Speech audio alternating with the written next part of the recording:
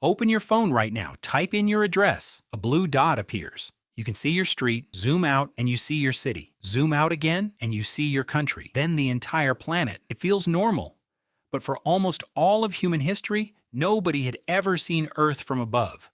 No satellite photos, no GPS, no glowing blue dot telling you exactly where you are, and yet somehow, humans still crossed deserts, oceans, mountains, and forests they had never seen from the sky.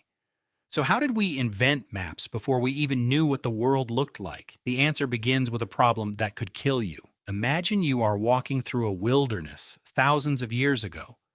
There are no road signs, no street names, no compass in your pocket, no way to ask your phone where north is.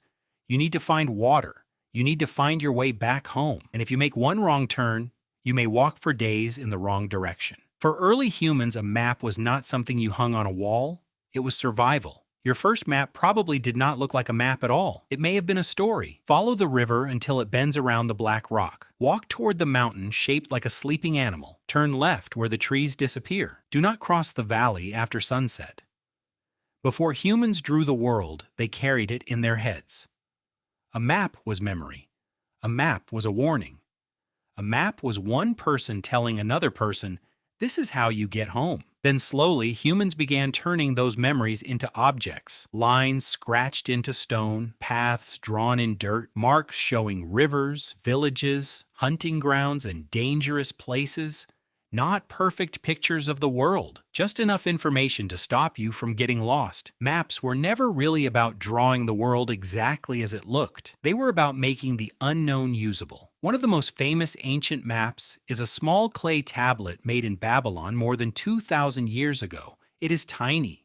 You could hold it in your hands, but on it, someone tried to draw the entire known world. At the center was Babylon. Around it were rivers, cities, regions, and a circular ring of water surrounding everything. To us, it looks strange. The world is not shaped like that. The distances are wrong, the coastlines are missing. But that tablet was not stupid. It was trying to answer one of the biggest questions a human being can ask. Where are we? And like almost every human map ever made, it put us near the middle. Because maps do not only show geography, they show what people believe matters. Now imagine a completely different world. Thousands of islands spread across the Pacific. No giant landmarks, no roads, no towers. Only water in every direction. For the people of the Marshall Islands, the ocean was not empty. Waves bent around islands. Ocean swells moved in different directions. Birds appeared near land. Clouds formed differently above distant islands.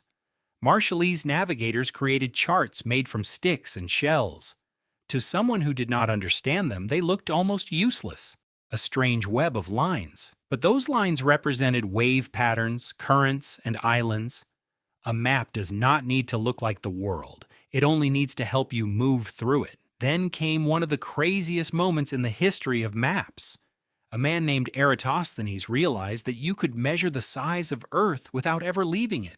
In one Egyptian city, sunlight shone almost directly down a deep well. But in another city farther north, a stick still cast a shadow. Most people would see a shadow and move on. Eratosthenes saw a measurement.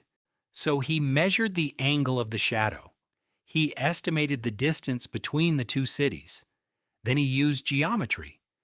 He estimated the circumference of the entire Earth. No airplane, no satellite, no picture of the planet. Later, mapmakers began using coordinates, latitude, longitude. A location could become a point on a grid. Maps became more than drawings. They became a machine for organizing the planet. Of course, old maps still had huge mistakes. Unknown lands were missing. Some oceans were too small. Some places came from stories and rumors. But humans did not wake up with an accurate map of Earth. We built it piece by piece. A sailor returned from a journey. A trader described a river. A navigator recorded a coastline. A traveler measured the stars. A scientist checked the shadows. Then someone else corrected the mistakes. Over thousands of years, millions of small observations became the maps we use today. Your phone can now tell you where you are within a few meters. It can show traffic, mountains, oceans, and streets on the other side of the world. But underneath all that technology is the same ancient human problem. You are here. You need to get there. What is between you and home? Every map is an answer to that question. The clay tablet, the ocean stick chart, the shadows measured by Eratosthenes, the coordinates written by map makers. They were all trying to do the same thing your phone does every day. Turn a huge, confusing world into something you can understand. So the next time you open a map and watch that little blue dot move, remember this: you're using one of humanity's oldest inventions. Not because humans wanted to draw pretty lines, but because we refused to stay lost.